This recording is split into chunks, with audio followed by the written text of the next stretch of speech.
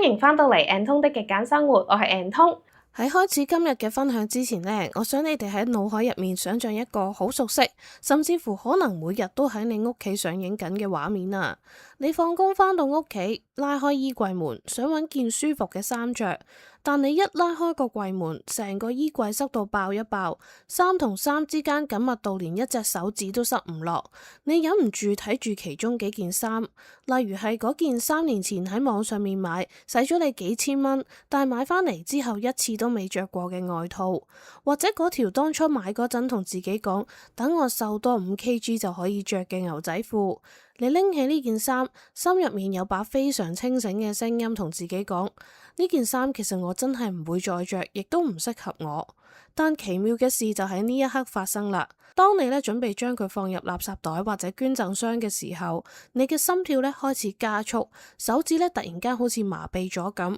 個腦入面就隨即浮現咗無數嘅內心獨白。哎呀，呢件幾千蚊買返嚟，一次都未着過，掉咗好似好浪費啫。萬一我下個月減肥成功又着得落呢？呢件係阿邊個送俾我噶，掉咗好似好對唔住人喎。最後你又心虛咁樣將呢件衫輕輕放翻落去原位，甚至乎買個新嘅壓縮袋，將佢封印喺衣櫃嘅深深處，眼不見為淨啊！除咗衣櫃你嘅書房、床頭櫃，甚至乎係客廳嘅角落，係咪都有類似嘅情況呢？堆積如山嘅舊雜誌，以前上堂嘅 notes， 買外賣留低嘅即棄餐具，塞滿咗半個櫃桶嘅舊電線，一早就乾晒糖嘅名牌鋼筆，已經過咗期嘅保養品，仲有嗰啲一早就冇聯絡嘅舊同事送嘅小紀念品。每一次大掃除我哋都陷入咗呢一種明知件嘢冇用，但係都唔捨得掉嘅心理拉鋸。每次清理完雜物依然充斥住我哋嘅生活。咁我哋通常會點樣評價自己呢？我哋往往就會話：唉，我真係好冇手尾啊！我根本都唔識啲收納技巧。咁但係今日我想同你哋講，你唔好再怪自己懶，亦都唔好再怪自己唔識收納啦。今日同大家分享一本書啦，就叫做《清潔的力量：創造有序的高能量空間》。作者係林達托馬斯，佢會用一個完全顛覆你傳統認知嘅角度帶你拆解呢一個明明想掉但又掉唔落手嘅人生困局啊！喺影片正式開始之前希望大家可以俾個 like 嗰條片，subscribe 我嘅 channel， 撳埋隔離嘅鐘仔，咁我下次有新片嘅時候，你就會第一時間收到通知噶啦。另外我都開通咗 Instagram 嘅，希望大家順手 follow 埋啦。好多人以為要令到屋企變得井井有條，解決嘅方法就係去學各種嘅摺衫大法，或者去 IKEA、MUJI 買幾十個完美尺寸嘅塑膠收納盒。但係作者喺書入面一針見血咁指出咗一個令人叮一聲醒覺嘅核心觀點，就係雜亂從來都唔係空間或者收納技巧嘅問題，而係你內心狀態嘅投射。呢一句說話簡直係直接打碎咗我哋對整理屋企嘅既定幻想。你可以試下問自己一個問題：收納盒嘅作用究竟係咩呢？喺大多數嘅情況底下收納盒只係將啲冇用嘅雜物整整齊齊咁隱藏起嚟。如果你內心嘅心結未解開，你買幾多個收納盒都只係喺度做緊極致嘅封印雜物工作，而唔係真正嘅清空空間。你只係將混亂由睇得見嘅地方搬咗去睇唔到嘅箱入邊。作者曾經從事多年嘅專業清潔同埋空間能量理療嘅工作，咁佢發現每一個空間，每一件物品其實都帶有一種微妙嘅心理能量。當你居住空間塞滿咗你唔中意、唔用，甚至乎一睇到就會產生愧疚或者壓力嘅物品嘅時候成個空間嘅氣場就會停滯咗。呢一種停滯嘅空間係會調翻轉吸乾你每日嘅精力同埋活力，令到你翻到屋企感覺越休息越攰，甚至乎影響你嘅專注力同埋決策力。咁所以斷捨離或者空間清理本質上都唔係一場體力嘅勞動，亦都唔係一門整理嘅技術，而係一場深度嘅心理治療同埋自我對話。你抌唔落手嘅從來唔係嗰件物品本身，而係依附喺嗰件物品上面嘅情緒困局同埋心理障礙啊。咁到底係乜嘢嘅心理機制喺背後操控住我哋，令到我哋成為雜物嘅人質呢？作者咧喺書入面就結合咗深層嘅心理學同埋佢多年嘅實務經驗咧，將呢一種唔捨得掉嘅背後原因拆解成3個咧非常之深刻嘅層次。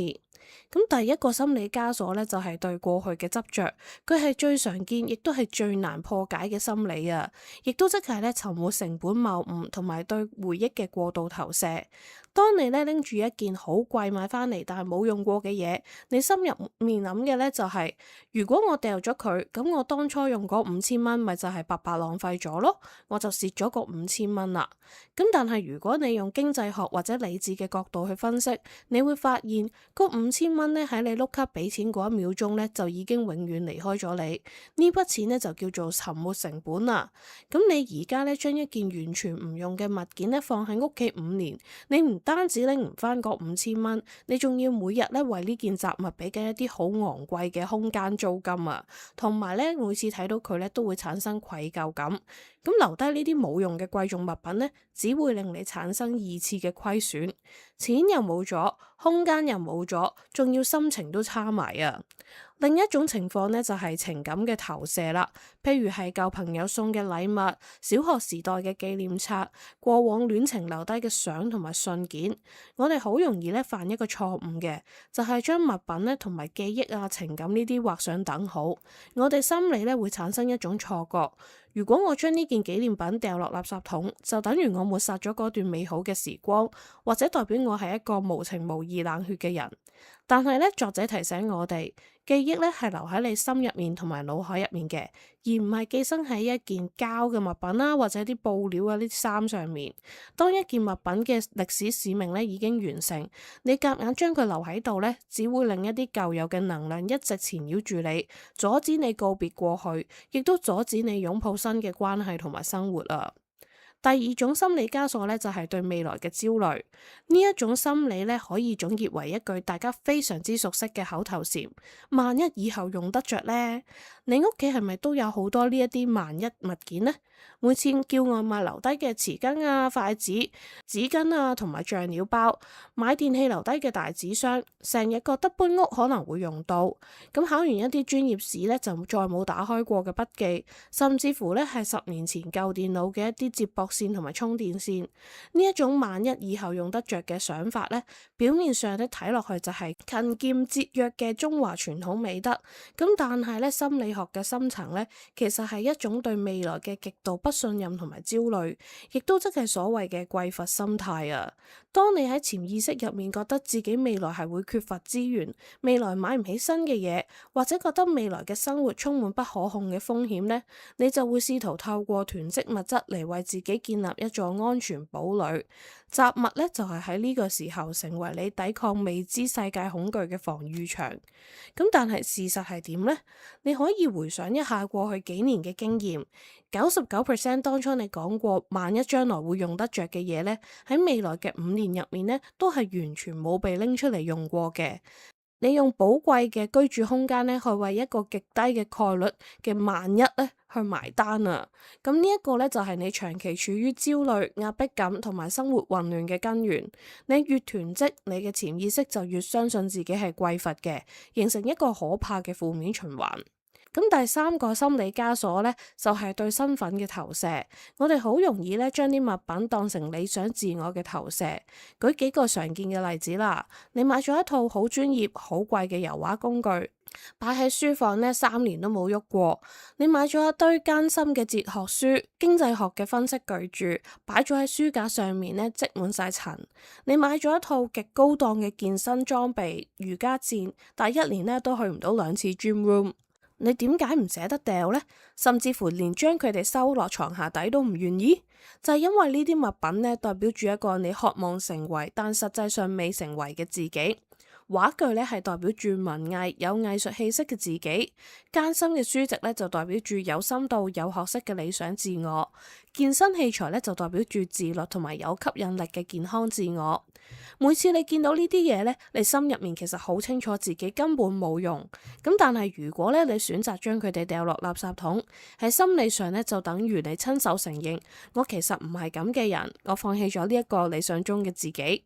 咁呢一種承認理想自我破滅嘅痛苦呢，係極度殘酷嘅，所以呢，我哋寧願選擇繼續留住呢啲雜物，自欺欺人咁同自己講，等我忙埋呢段時間先啦，下個月我一定會抽時間畫畫、睇書、健身嘅。咁結果呢，呢一啲代表理想自我嘅雜物呢，就係咁樣變成每日無聲控訴你唔夠自律、唔夠完美嘅罪惡感來源啦。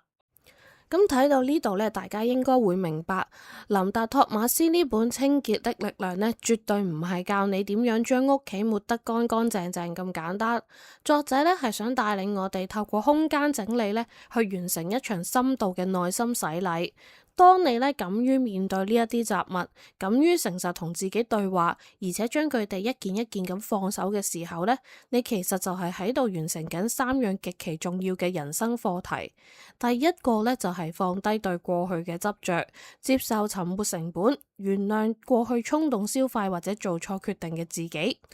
第二呢，就係克服對未來嘅焦慮，相信自己未來有能力處理生活，唔再需要靠囤積雜物嚟堆砌虛無嘅安全感。第三呢，就係接納真實嘅自己，告別幻想中嘅理想自我，踏踏實實咁樣活在當下，擁抱最真實嘅自己。當你將呢一啲阻礙住你嘅負能量雜物清走咗之後呢，你會發現你屋企光猛咗，空氣流動得順暢咗，甚至乎你個人嘅思緒同埋決策能力呢都變得無比清晰。咁呢個呢，就係呢本書標題所講嘅創造有序的高能量空間。咁面對咁龐大嘅心理工程，我哋又應該點樣去踏出第一步呢？作者咧喺書入面就俾咗一啲好具體、即刻可以執行嘅心態轉變同埋第一步嘅行動指南俾我哋嘅。傳統嘅斷捨離咧，往往會俾人覺得佢好冷酷、好有罪惡感，好似自己喺度浪費緊資源咁樣啊。咁但係作者咧就建議我哋用一種感恩同埋解脫嘅心態去處理物品。每一件咧嚟到你身邊嘅物品咧，都有佢獨特嘅使命嘅。一件買咗翻嚟一次都冇着過嘅貴衫咧，佢嘅使命可能就係喺你買佢嘅嗰一刻，帶俾你一啲短暫嘅快樂同埋期待。又或者咧，佢嘅使命咧係用使錢嘅痛楚嚟教識你，以後唔好再買呢一啲唔適合自己風格嘅衫啊！咁既然咧佢嘅使命已經完成咗，佢嘅歷史任務咧就已經結束啦，你唔需要感到內疚嘅，拎住佢喺心入面好真摯咁同佢講一聲，多謝你教識我呢件事，多謝你陪伴過我啊，拜拜。然後咧平靜咁樣放佢走，呢一種儀式感咧可以瞬間咁樣解開你內心嘅罪惡感，將掉嘢咧轉化成一場溫柔嘅告別。要提提大家，千祈咧就唔好一嚟就去整理相簿啊、日記、情書呢一啲，或者係有一啲有巨大紀念價值嘅物品。咁你嘅斷捨離心理肌肉咧仲未練好嘅，如果一嚟就挑戰高難度咧，就只會令你半途而廢，再次陷入挫敗感啊！作者建議咧，第一步咧要由一啲最冇紀念價值、最唔需要動用感情嘅地方開始，逐步去累積掌控感。咁第一個步驟咧就係清理一啲明確嘅客觀垃圾，你可以睇下你個銀包，將啲過期嘅單據、冇用嘅印花點數卡、過期嘅會員卡咧即刻掉咗佢。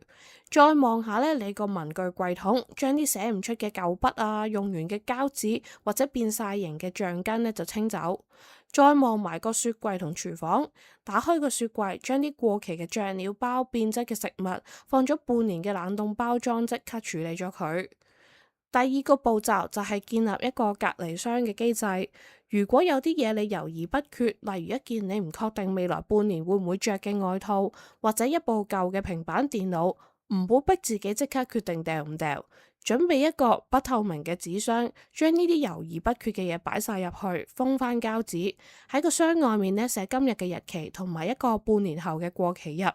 咁之後呢，將呢個箱呢放喺儲物室啦，或者床下底。咁如果咧喺未來半年內咧，你一次都冇打開過呢個箱去拎入面嘅嘢嘅話咧，咁樣喺半年之後過期嘅嗰一日咧，你就可以連個箱都唔使打開，直接將成個箱捐出去或者處理咗佢。因為時間咧已經幫你證明咗，你嘅真實生活咧係完全唔需要佢哋嘅。講咗咁耐，都同你哋總結一下啦。生活喺一個節奏極快、資訊爆炸嘅現代都市，我哋嘅大腦咧每日已經要接收太多嘅資訊同埋雜訊，仲有啲工作壓力啊。咁如果翻到屋企咧，我哋面對嘅依然係一個充滿雜物、能量停滯同埋充滿愧疚感嘅空間呢，我哋嘅身心又點樣可以得到真正嘅休息同修復呢？清理屋企咧，從來都唔係為咗做俾其他人睇，亦都唔係為咗咧追求完美無瑕嘅示範單位啊。清理咧係一場你同自己深層對話嘅過程，係你俾自己未來人生最好嘅禮物。當你咧願意清空一件冇用嘅雜物咧，你其實咧就係喺度為自己嘅人生咧騰出多一份空間、多一份自由，同埋多一份高能量嘅可能性。希望今日分享嘅呢本書同佢嘅技巧咧，可以為你帶嚟力量啦。今晚返到屋企咧，就不妨由清理你嘅銀包或者係一個小櫃桶開始，體驗一下空間清空、內心高能量嘅神奇改變啦。我哋今日就講到呢度先啦，下星期二再見啦，拜拜。